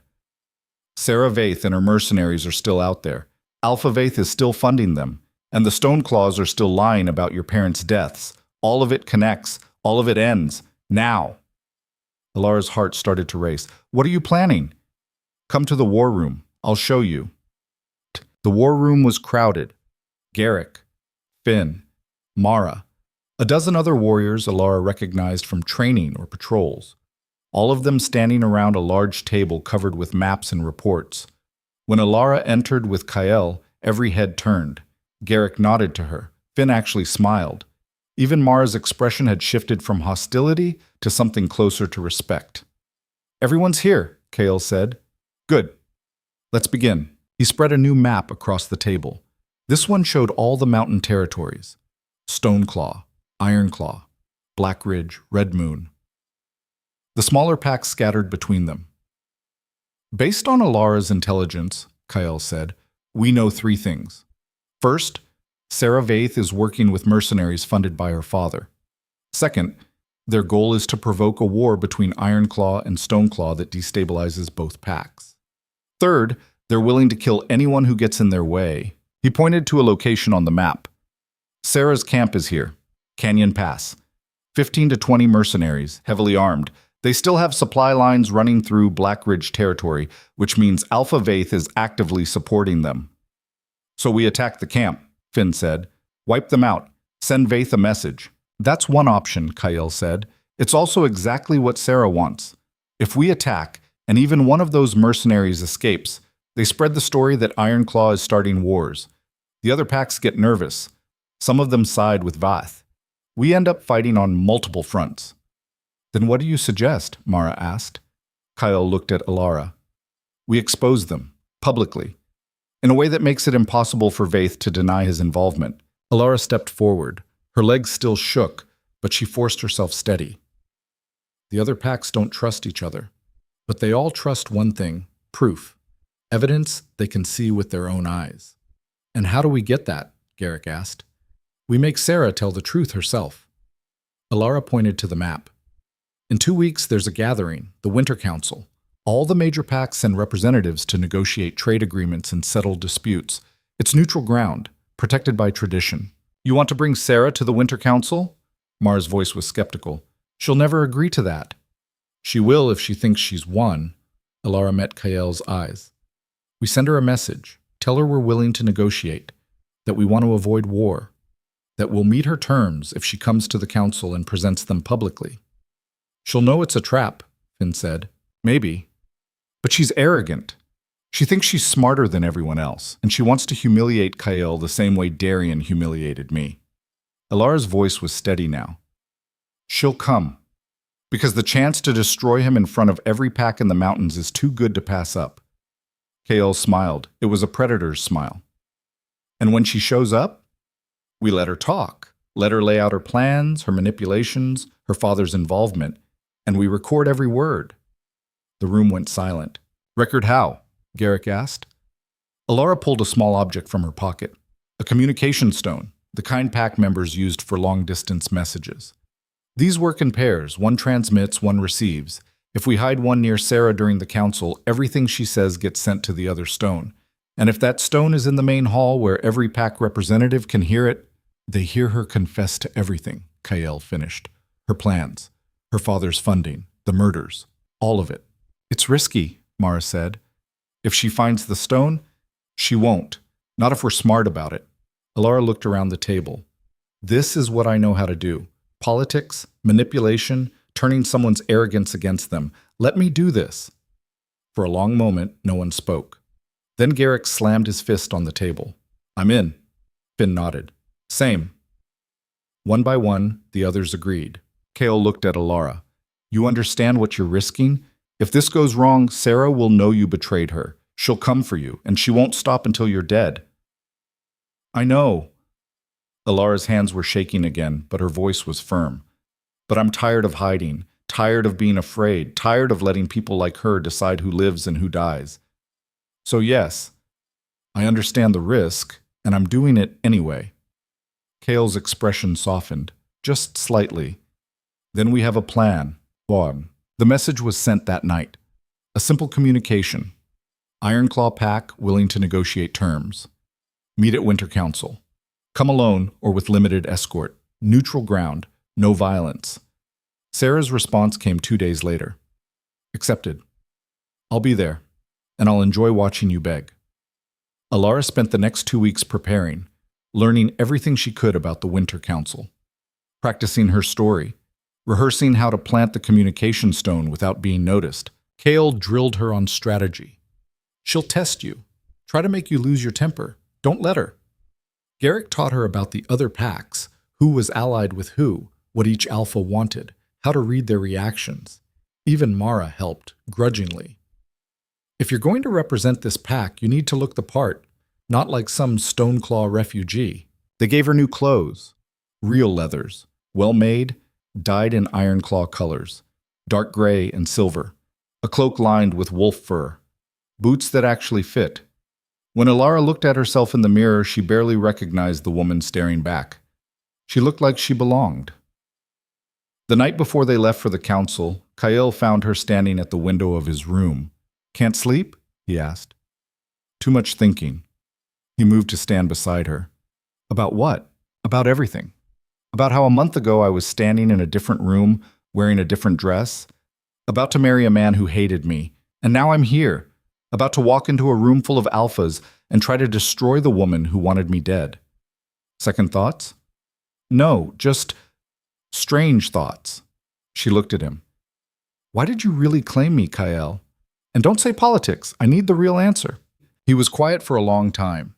When he finally spoke, his voice was softer than she'd ever heard it. Because I saw something in you that night, in the forest, when you were broken and bleeding and you could have run back to the lodge and begged for mercy, but instead you stood there and told me you wanted power, real power, earned.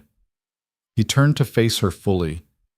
I've spent my whole life surrounded by people who were born into strength, who inherited it, who never had to fight for it, and I'm tired of it. I wanted to see what would happen if someone who had nothing was given a chance to become something. And you became something extraordinary. His hand came up, cupped her cheek. You're not the borrowed bride anymore, Elara. You're not anyone's tool. You're a force. And tomorrow, you're going to prove it. He kissed her then. Not like the claiming kiss in the courtyard. This was different, slower, real. When he pulled back, Elara's heart was racing. When tomorrow, Kale said quietly. And then we'll figure out what comes next.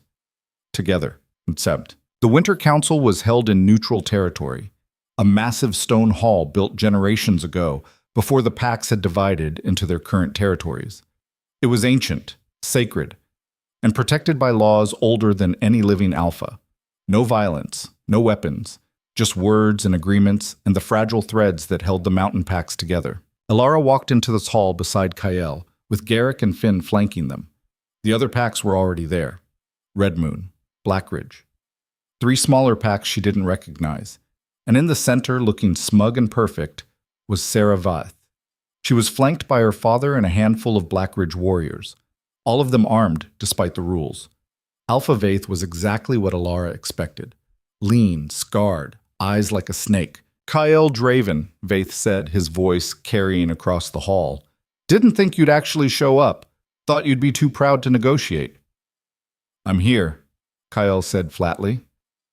Let's get this over with. The council began. Representatives from each pack took turns presenting grievances, discussing trade routes, arguing over territory disputes. It was all theater. Everyone was waiting for the real conflict. Finally, Sarah stood. "I have a proposition," she said. Her voice was smooth, confident. "Ironclaw and Stoneclaw have been enemies for generations. This hostility weakens us all. I propose a truce, mediated by Blackridge. We negotiate new borders, new trade agreements, and we end this pointless conflict." Murmurs rippled through the hall. "And what do you get out of it?" Kyle asked. "Peace. Stability. A future where we're not constantly fighting over scraps." Sarah's smile was perfect. "Isn't that what we all want?" "What about the mercenaries you hired?" Elara's voice cut through the room. "The ones who kidnapped and tortured Ironclaw scouts? Does peace include murdering people in neutral territory?" Sarah's smile didn't falter. "I don't know what you're talking about. Don't you?" Elara stepped forward. She had the communication stone hidden in her sleeve. "Because I was there, in your camp. I heard you explain your plan, how you wanted to start a war, how you wanted to tear down the old alphas and rebuild in your image." "That's a lie," Sarah said calmly. "You're making this up to discredit me. Am I?" Elara moved closer, close enough to touch Sarah's cloak, close enough to slip the stone into a hidden pocket. "Then explain why your father funded those mercenaries, why they were operating in Blackridge territory, why you personally ordered the torture of 3 wolves who were just doing their jobs." Sarah's eyes narrowed. "You have no proof?" "I have my word, and I have witnesses. The scouts you tried to kill. The word of Ironclaw wolves means nothing. They'd lie to protect their alpha."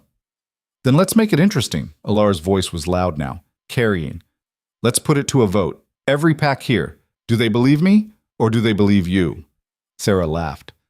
"You think they'll believe a rejected bride over the daughter of an alpha? You're delusional." "Maybe, but I'm willing to bet on it."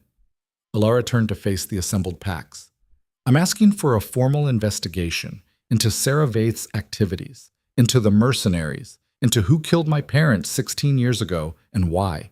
And I'm asking that the results be shared with every pack here. Full transparency." The hall erupted. Alphas shouting, representatives arguing. Alpha Vaith stood. "This is absurd. You're accusing my daughter of murder based on nothing but the ravings of a woman who has every reason to lie." "Then you have nothing to fear from an investigation," Kyle said coldly. "I won't allow my family to be slandered." "Then prove her wrong." Kale's voice was ice. "Right now, tell everyone here that you didn't fund mercenaries, that your daughter didn't plan this, that you had nothing to do with the deaths of Elara's parents." Vaith's jaw clenched. "I don't have to prove anything to you." "No, but you have to prove it to them." Kale gestured to the other packs. "Because if you don't, they'll assume Elara's telling the truth, and they'll treat you accordingly." Silence. Vaith looked at his daughter. Sarah's perfect composure was starting to crack. "This is a setup," Sarah said. "They're trying to trap us." "Are we?" Elara smiled. "Or are you just afraid of what will happen when everyone hears the truth?" "What truth?" Sarah's voice was sharp now, angry. "That you're a pathetic, discarded," and then the communication stone activated. Sarah's voice echoed through the hall, not live, recorded, from 2 weeks ago when Elara had been in her camp. "You're exactly what I need, Kyle's new mate, the woman he claimed in front of 6 packs. Except now you're here, captured.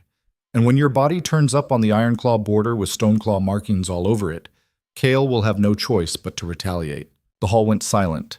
Sarah's face went white. The recording continued, her voice clear, unmistakable. "The alphas make decisions. The women smile and nod and pretend to be grateful. It's all about power, and power goes to those willing to take it. I'm finishing what the alphas started when they decided their pride was more important than survival." Every word, every confession, every detail of her plan. When it finally ended, the silence was deafening. Alpha Vaith was staring at his daughter like he'd never seen her before. The other alphas were on their feet, shouting, demanding answers. Sarah looked at Elara, and for the first time there was fear in her eyes. "You," she whispered, "you planned this."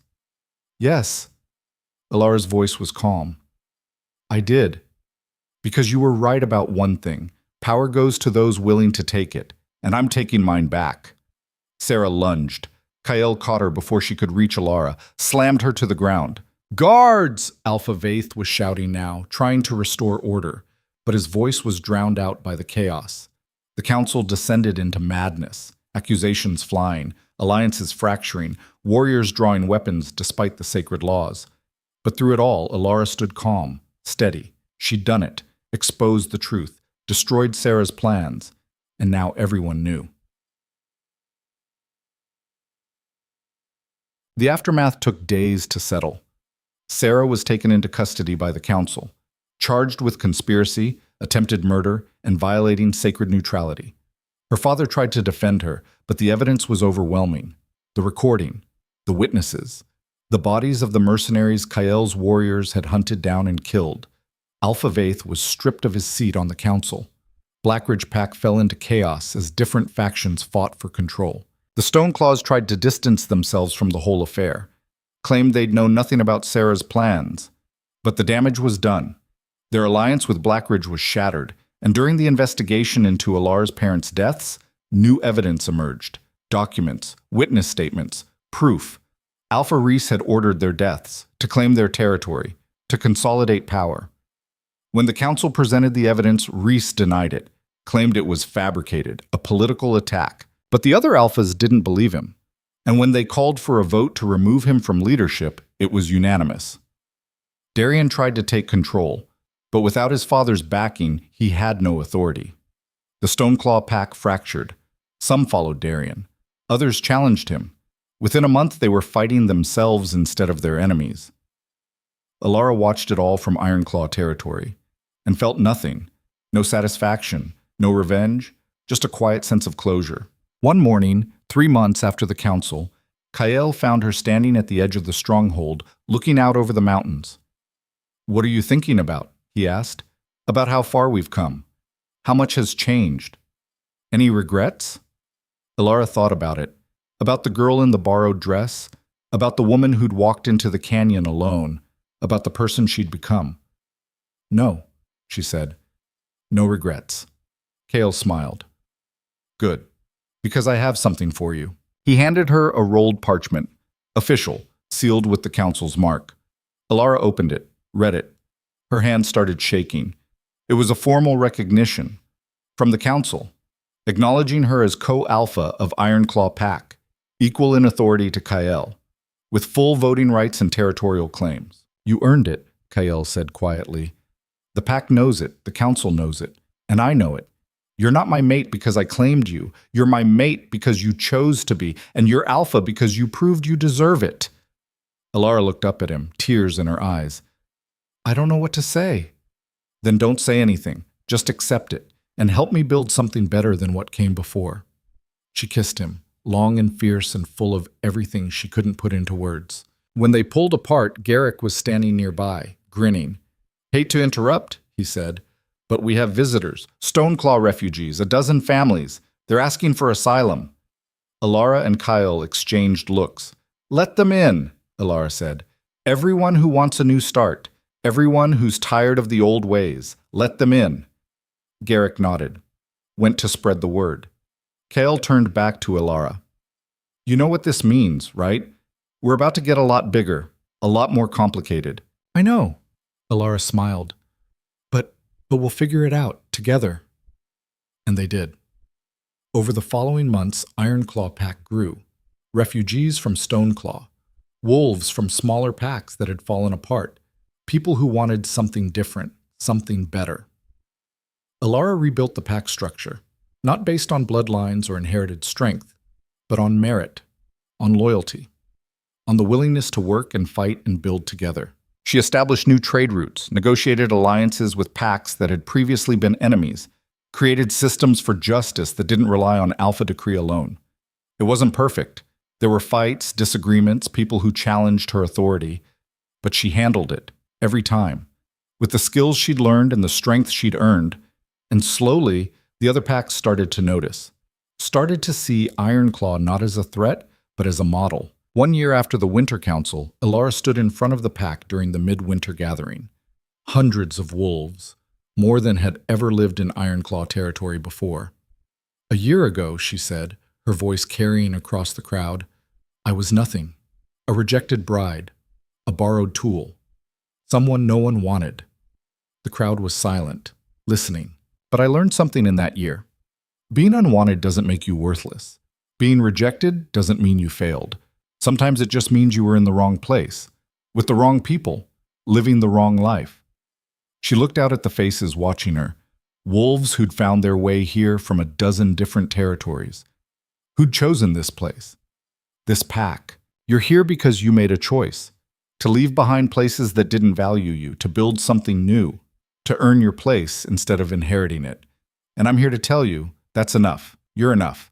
Not because of your bloodline or your strength or who your parents were, but because you chose to stand up and say, I deserve better. And then you fought for it. The crowd erupted, cheering, howling, celebrating. Kyle stood beside her, his hand finding hers. Not bad, he said quietly, for a borrowed bride. Elara smiled. I'm not borrowed anymore. I'm earned, and I'm keeping myself. She looked out at the mountains, at the territory they'd fought for, at the pack they'd built. In the harshest places, survival wasn't enough, but choice was, courage was, and the willingness to stand up and claim your own future, that changed everything. Elara Vance had been nothing. Now she was alpha, and she was just getting started.